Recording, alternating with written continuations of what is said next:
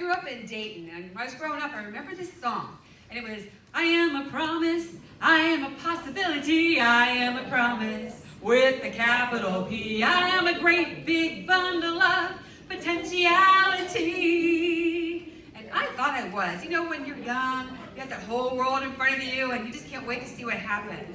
And I don't know about you, but anybody here actually have your life turn out the way you thought it was going to? Yeah, I put that question on Facebook, and it wasn't like that many people said that. Like, but you know what? That's okay. And I remember being, when I was younger, looking at those high schoolers. Oh my gosh, they seem so cool. And then the college kids, oh my gosh, they had their act together. It seems like everybody that's a few years ahead of me, they somehow had arrived. But when I got there, not so much. But as I was thinking about what to share today, it was really fun to kind of see God's hand through all of my life and see how things at the time may not have been pleasant or may not have been even seem like anything of consequence, but He is setting them up to use them and to interweave throughout my life. Amen. And growing up, when I got to about the end of my 5th grade year, I started getting bullied. Got to the point where I was scared to go back to school and didn't really know what to do, and my parents weren't real sure, so they started looking around, and they found Dayton Christian. So when I was in 6th grade, and my sister's 2.5 years younger than me, she would have gone into 4th grade, we started attending there.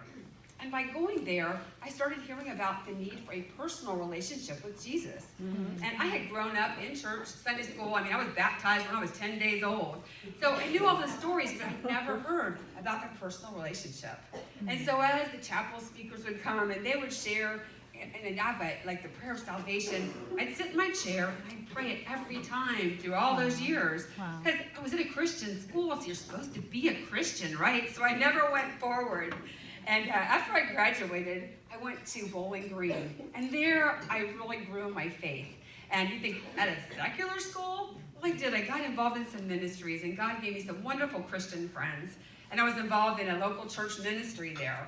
And I could look back and see how God had been changing my heart from the time I had prayed that first prayer back in 6th grade. And He just had taken a gal who had a lot of anger and frustration. And I could see Him softening my heart and putting His love and joy in my life. And at Bowling Green, I earned a degree in music composition. Wow. Now, that's a degree that won't pay your bills. But who knew I'd get to be 57 and never married? I never thought I'd be supporting myself. And really, from the time I was in 2nd grade, I started taking piano lessons.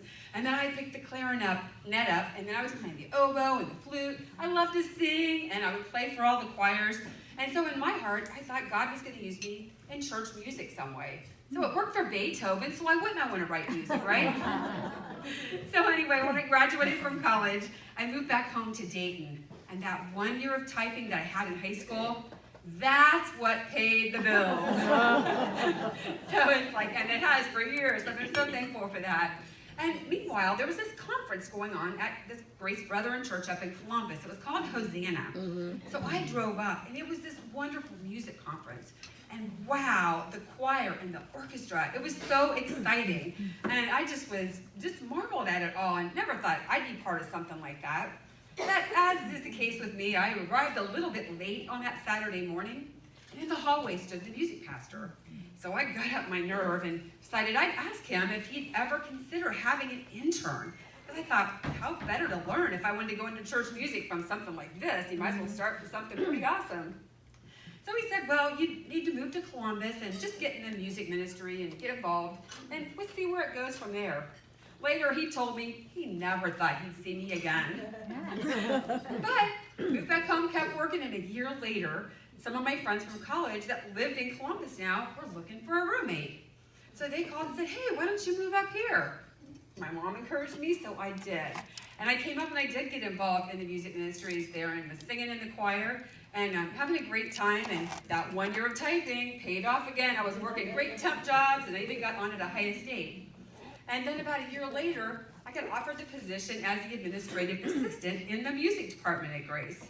So I thought, I'm going to learn even more. Awesome. So over the next 10 years, I wore a lot of hats, but my main one was the concert and event coordinator.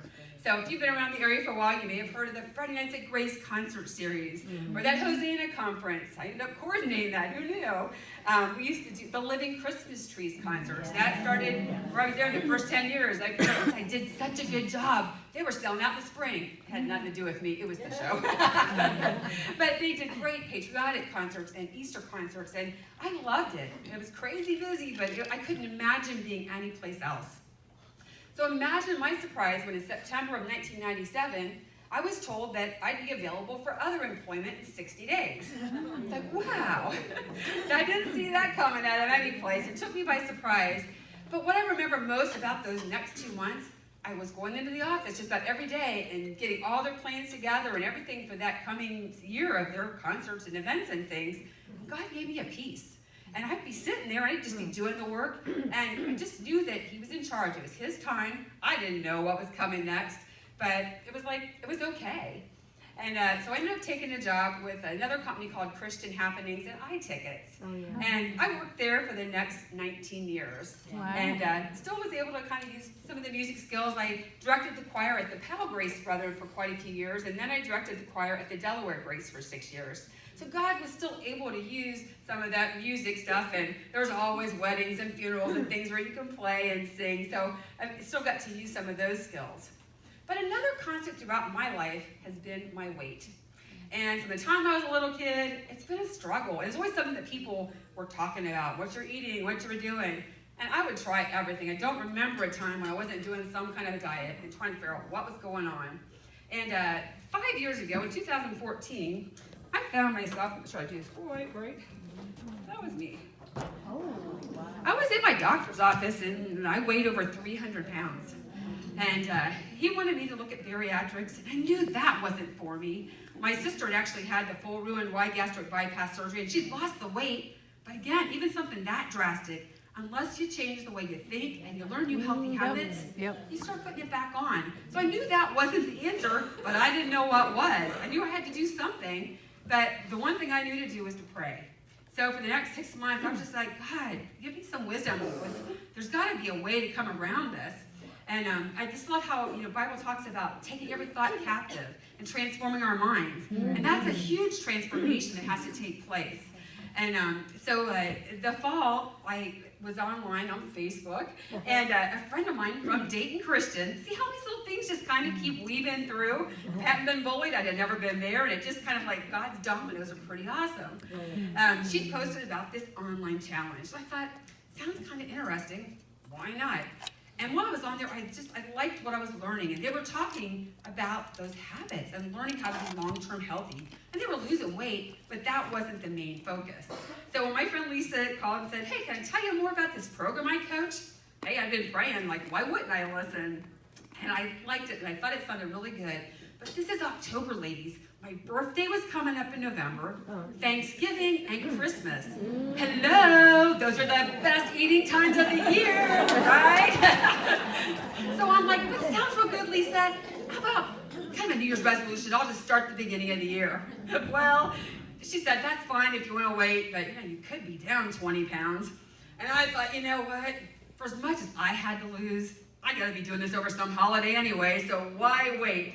So I started on October 31st, and I was down 25 pounds by the beginning of the year, and just kept going, and I ended up losing 137 pounds. And that was definitely an outward transformation. And it's like, I was so tired in that picture. I had a big smile on my face, but I hurt in my heart. I could hardly walk. When you're carrying that much weight, I've got bad ankles anyway. Times I would drive the big lots and not even get out of my car because it hurt too bad to walk into the store. I'd take naps on my lunch hour because I was tired and just didn't know what to do. So for me, the transformation wasn't just the outside body.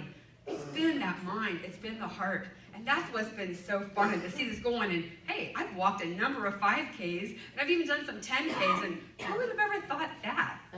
So along the way, of course, people were starting to notice something was different. And I had friends reaching out, wanting to know what I was doing. And I was told if I helped somebody else, I'd have a 5-time greater chance of keeping it off. Sign me up. I'm not going back. I don't want to be there anymore. So I started helping people. And God just kept sending more and more people my way that needed help and hope.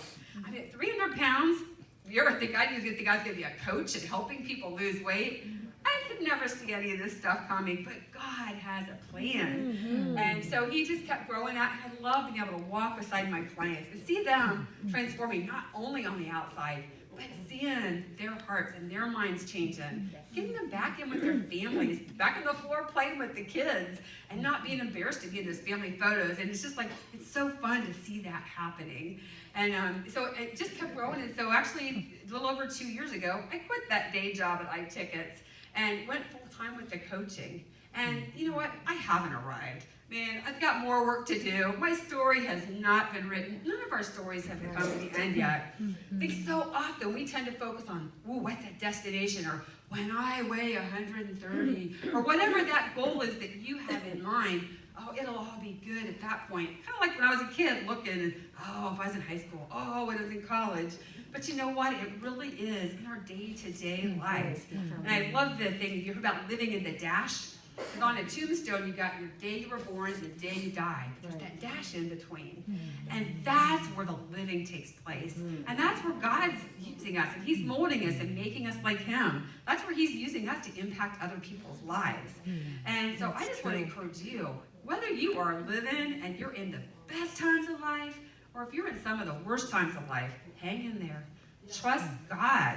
You know, ask him, you know, how to show you and to guide you. Because you know what? He's going to take some of those unexpected twists and turns. He's going to take the little detours and the bumps in the road. And you know what? Before you know it, you're going to be going down some path, and it's better than anything you could imagine. That's right. So keep going and keep transforming and trust in him.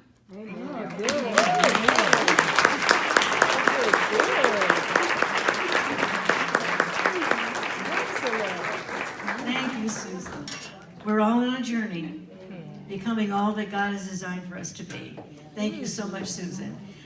My next guest has a different story, and I met her through my neighbor, Becky. She works for New Albany